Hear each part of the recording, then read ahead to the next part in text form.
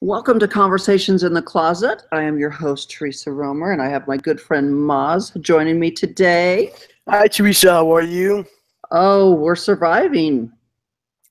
Yes, and how worried I was knowing that you and everyone else was stuck in this horrific hurricane. Tell me about it. What's going on over there? Oh my God. I mean, I don't know if you all remember back in 2005, whenever it was, we had Hurricane Rita. And, And Katrina. well, yes, but this was right before Katrina. So this was Right. Hurricane Rita. And Hurricane Rita was a direct hit to Houston. Hurricane Katrina was direct hit to New Orleans. But anyways, we had a direct hit to Houston, and it was called Hurricane Rita. And they actually tried to evacuate 6 million people when Rita hit. And it was a disaster because there's only so many freeways out of Houston. And when you're trying to evacuate, How many freeways are out of Houston? you've probably got, well, you can't really go south because if you go south, you're going into the ocean because that's the Gulf of Mexico. So you can't really count that. So you've got one going east out of Houston, you've got two going west out of Houston, and you've got one going north out of Houston. So basically, you have three, Four. four, considering the big one. Yeah. So that with all the population. Yeah. So think of, you've got four freeways getting out of Houston, and you're trying to get 6 million people out in one day. Wow. Doesn't happen. No. And so what happened is there was a huge disaster. The freeways just shut down. Like it was just it was just too many people trying to leave all at one time. And so everything was bottlenecked. And so the freeways literally shut down. So people were stranded on the freeways for over a week because the hurricane came, it knocked out power, there was flooding. So we lost a lot of lives, over 100 and some lives during Hurricane Rita because of the people that were stranded on the freeways. They didn't have food, they didn't have water, there was nowhere to go to the restroom. It was horrific. The pictures were horrific. Well, so now let's fast forward to 2017. We get Hurricane Harvey. Yeah. We were told, it was not going to be a direct hit. It was just going to be rain. So, the hurricane was supposed to hit a little southwest of us down around Corpus Christi area. So we were just like, we were like, okay, it's just going to rain, So basically the mayor of our city and everything just said, just hunker down. It's going to be a lot of bad rain, but, we're going to be okay. Which was the smart thing to do because you don't want to cause unnecessary panic without knowing it. Right. And from the forecasts and everything, we were told it was just going to be a lot of rain, but Houston's used to rain. It's no big deal down here. But what we didn't forecast, and no one could have forecasted it, was we literally had rain for 5 straight days. Torrential rains. I mean, just would never stop. And so basically Which caused most of those floodings, correct? Right. So, we weren't devastated by the hurricane per se. We were devastated by flooding because no one could have ever anticipated 5 straight days of rain. Nobody could have anticipated the amount. We got 51 inches of rain. Yeah. I heard some places it went to 55 in the flood. Yeah. So 5 days of rain, 50 to 55 inches of rain. All of our lakes and dams that we have all around Houston can't hold water. So then you have to release the water. So, by releasing the water, we flooded even more. I mean, it was just horrible. They call it the 1,000-year devastating storm. Like something like this happens maybe once every 1,000 years. Horrible. Yeah. And the damages that it cost was also very well up in the historic digits. Billions. Yeah. Billions. I mean, and luckily we did not lose as many lives as we did in 2005 with Rita. I think the death toll was only somewhere around maybe 70 or so, which is minimal compared to what we went through and the amount of people that were flooded and sitting on top of their houses. And I mean, it was the most devastating thing, you know, and we live about 30 miles north of Houston, of downtown Houston. And so we set up extremely high up here. But the sad thing is everything that to get to us, you have to go over numerous bridges to get to us. And so Right. we were kind of like an island on our own because we couldn't get out and people couldn't get to us. So, you know, we were kind of stranded, but luckily we didn't flood. You know, we had roof damage, which caused a Yes. lot of. I saw that. I saw all those pictures on your social media. And how many rooms was that? I lost count because every room that you would post was a different area of the house. Yeah, yeah. So, you know, it's funny because a lot of people, and I'm not in this boat alone, a lot of people experienced roof damage like they've never experienced. And, you know, a lot of people have lived here 50, 60 years and they've never had a roof leak at all. And then suddenly with this horrible rainstorm, everybody had roof leaks. It was devastating. My house is extremely large. It's over 17,000 square feet. And probably at least half of that 17,000 square feet is under remodel right now. Yeah, and you are still in the process of remodeling it. So how I know that is because every time I call you or we talk, there's someone banging on your doors and walls. So yeah, I mean, like they're fixing sheetrock, they're painting, they're resanding floors because when water hits a floor and it stays on the floor, Oh, yeah. you get warped floors. You know, so you know we've had a construction zone for the last 3 weeks, but you know. We spared very lucky. There's so many people that lost everything. They lost their homes, their cars. They've lost all their clothing, Right. pictures. I mean, just the devastation of what these people have gone through. And what was so amazing is once we were able to finally get out of our house and go get out there and see the damage that was done, to be able to get in there and volunteer and just try to, you know, deliver meals to these people because they don't know where their next meal is coming from, and you know, deliver clothes. I just sent another truckload of stuff out of my house day before yesterday.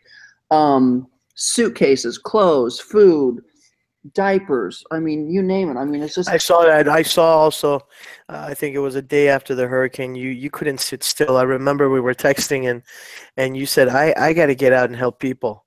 I can't just sit here. And Well, yeah, believe it or because not, we were here in California, and so many of us just wanted to just drive over there and do whatever we could. But unfortunately, that was not an option. and so many people have done that.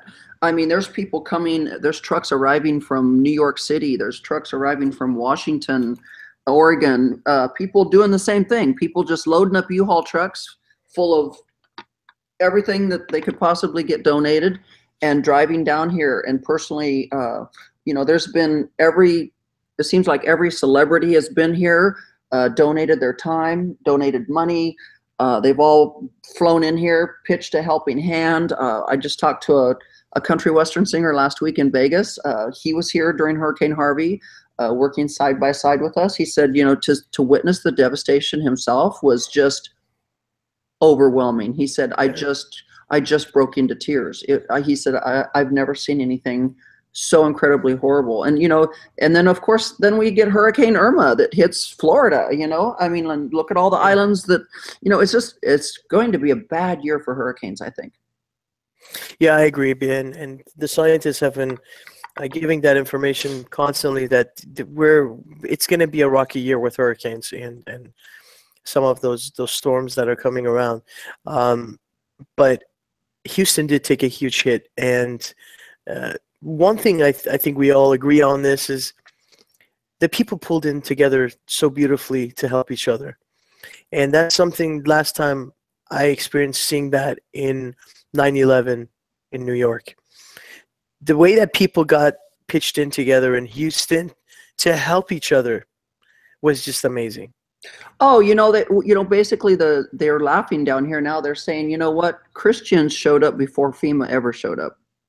And basically what they're saying is every, you know, Christians, whatever, but I mean, like every person, and it didn't matter whether you were black, white, Hispanic, Islamic, it just did not matter. I mean, there was no race involved in this disaster. Did you know 5 of the largest mosques in Houston Mhm. opened up their mosques for sheltering of all Yes. hurricane survivors, which I thought was just amazing. And Right, you know. everyone else pitching in and doing all these things together is just absolutely amazing. Now, one thing that I'm going to talk to you about is Joel Osteen's little church over there that didn't open up, Right. which I'm sure you guys all heard about that. I was pretty disappointed. Yeah, you know, and here in Houston, we're getting many different sides to that story. Before Joel Osteen bought that complex, it used to be the auditorium where the Rockets used to play. Really? And yes, and that Coliseum, that arena did indeed flood when the Rockets were playing there. And the one thing that Joel Osteen did do was when they bought that arena and turned it into a church, they did install floodgates. And these floodgates, because, you know, part of their church is surrounded by underground parking and all that other kind of stuff. And so what happens is that underground parking fills up with water. And that's how that arena had flooded in the past. And so he put up all of these steel floodgates all around the church in this parking garage and everything. And you did see the water within a foot to foot and a half of the top of those floodgates. And so part of the story was that he was watching to see if that water was going to rise over the floodgates, because he did not want his church full of people if indeed the water went over the floodgates and then there's another disaster to happen.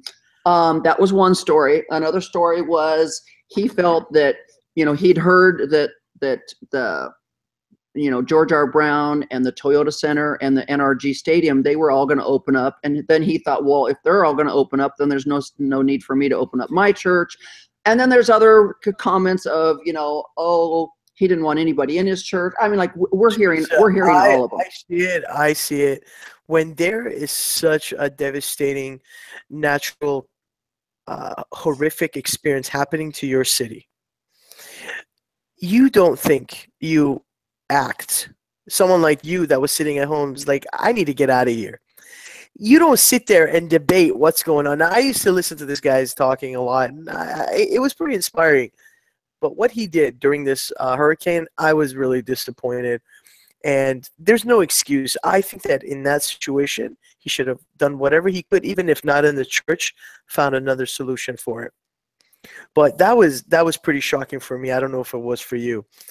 Because that place could have – how many people fit in there, Teresa? I don't remember at the top of my head right now. I think it's somewhere around 60, 70. No, I think it's 40,000 people is his attendance at any given time. But you know, there's one man in Houston. His name is Mattress Mac.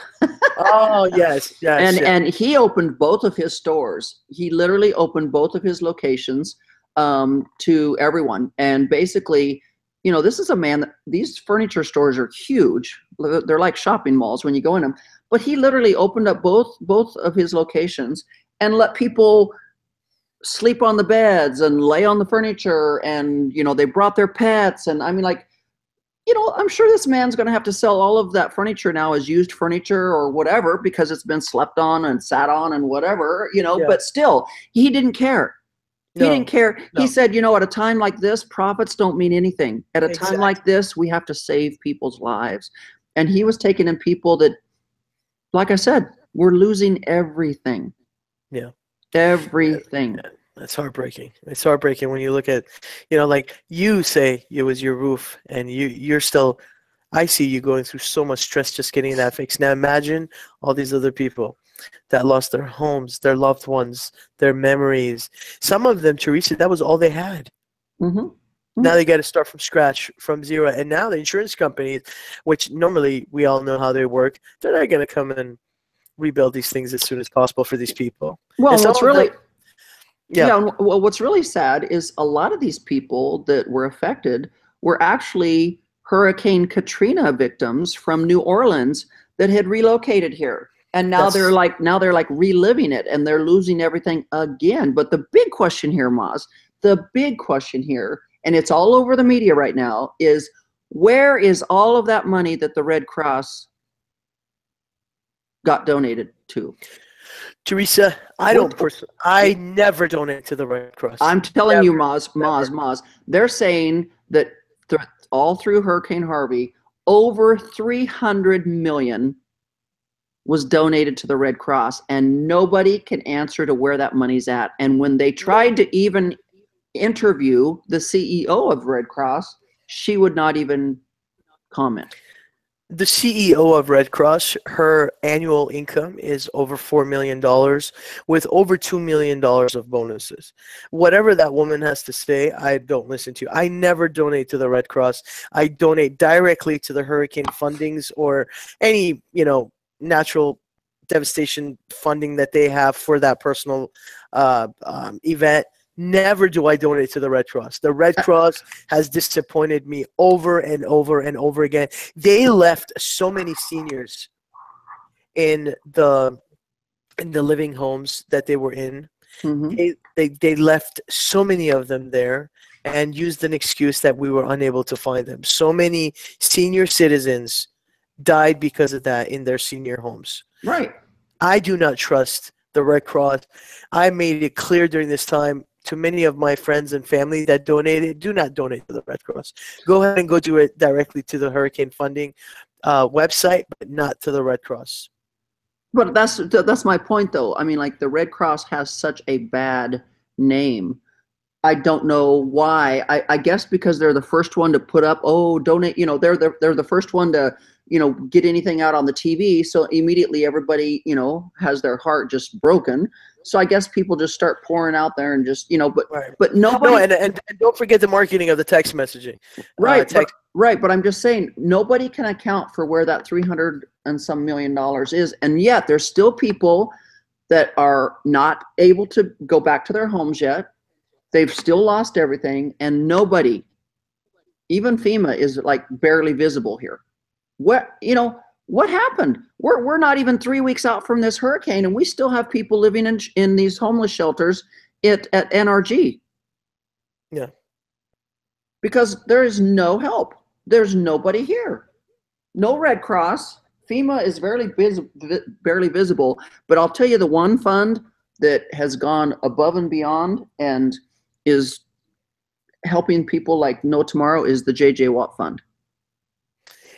Could you explain to our viewers and listeners what that is? Well, J.J. Watt is one of our most famous football players here for the Texans in Houston, and he has a foundation. He's always had a foundation. It's the J.J. Watt Foundation, and it's based out of Wisconsin. You can look it up under the Navigator and everything. He's very high rated. And every year he puts on softball games and does all kinds of stuff as fundraising events for different charities and whatnot. And he, out of the kindness of his heart, started a hurricane fund, donated, put in his money right off the bat, and challenged other athletes and celebrities to at least match what he had put in the fund himself. And he was hoping to maybe just, be able to raise like $1 million. And so far his fund has raised over 35 million. Beautiful.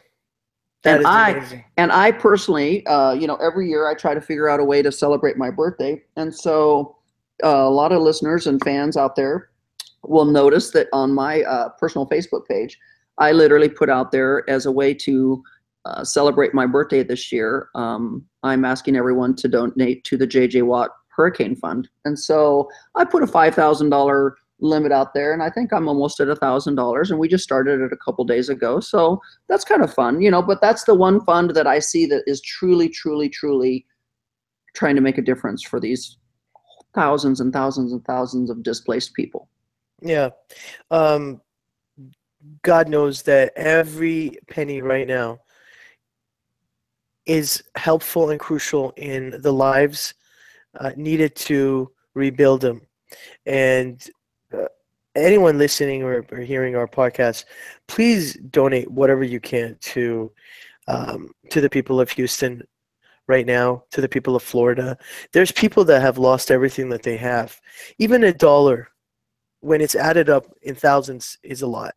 So I know some people say, yeah, but I don't have that much. Even $1, when you have 1,000 people donating one simple dollar, that $1,000 can go such a far way.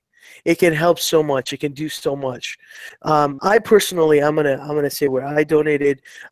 Teresa, I'm gonna have you also give the website to where you donated. I donated to the Hurricane Harvey Relief Fund. It's www.ghcf.org. For anyone listening, just go directly there. And it's not too late to donate. It's open. These fundings are still being sent over. They're still going to be rebuilding their lives years to come. So help as much as you can. And Teresa, what was the website that that you have with your link that you can tell everyone? It's the J.J. Watt Hurricane Fund.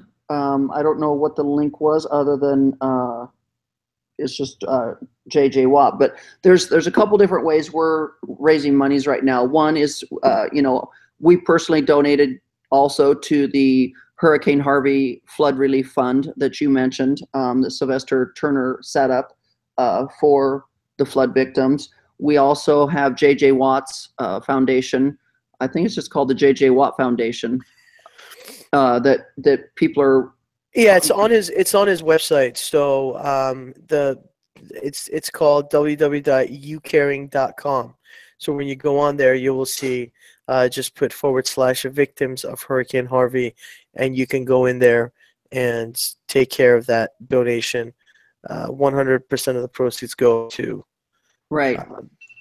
And then I also belong to another organization called Karma International, and we just introduced our Houston chapter this last 60 days. We finally introduced them to the market, and we are doing a personal fundraiser, through Karma International, and we're directing our people to donate once again to the Hurricane Harvey Flood Relief Fund that you had mentioned earlier. And we're trying to raise $100,000 for that, so that when we have the kickoff party here at my house on November 4th, we will actually be able to tell everyone how much we were able to raise. So we're going to be marketing a lot of that on your social media, so people will be informed of it. Just help people. Anything that you can help. $1, 50 cents, whatever it takes, just help. It won't hurt you to donate $1. No. Like I said, if you can buy a package of gum, you can donate $1 to the flood victims. Just imagine yourself being homeless, not knowing where you're going to sleep, not knowing where you're going to get your next meal, not knowing where you're going to get your next change of clothes. You've been in the same clothes for weeks. It's heartbreaking. So, if you have a heart at all, just try to dig down in and figure out how you can at least donate $1, because like you said, Maz, $1 adds up. And if you get 1,000, 2,000, 3,000 people to donate $1, that's a lot of food for some people. That's a place to sleep for some people. That's a change of clothes for people. So, just imagine having a 6-month-old baby and no diapers, no baby food, no baby wipes, no nothing, so it's really sad. So, Houston's in despair. It's going to take us not months, but years to rebuild from this. But, guess what? Our city is open. We are open for business. Life is going on as it should be. But just know that it's going to take Houston quite a few years to try to rebuild from this and get these people past the devastation that they've had to live through. And I'm sure it will rebuild again. Oh, definitely. Houston, the Texans are proud people, and they're extremely proud about how they saw what was going on in our world with all the fighting and with all the political nonsense and with all the racial nonsense. And then Hurricane Harvey hit, and it just seemed like the world was just brought back together. It was just like absolutely. It was like that hurricane was meant for a reason. So with that said, guys, just feel it in your heart to donate at least $1. Go to any one of those links that we're going to be posting to donate, even if it's just $1. And make sure you get out there and find me everywhere on social media, guys. I'm on Instagram, Facebook, Twitter, Snapchat, Pinterest. Of course, I'm all over YouTube with not only this YouTube channel, which is Conversations in the Closet, but also you can find my personal YouTube channel, Teresa Romer. So with that said, guys, just keep praying for us. Donate whatever you can, and we will talk to you all again soon. Thanks for having me, Teresa. Thanks, Maz. Bye-bye. Bye.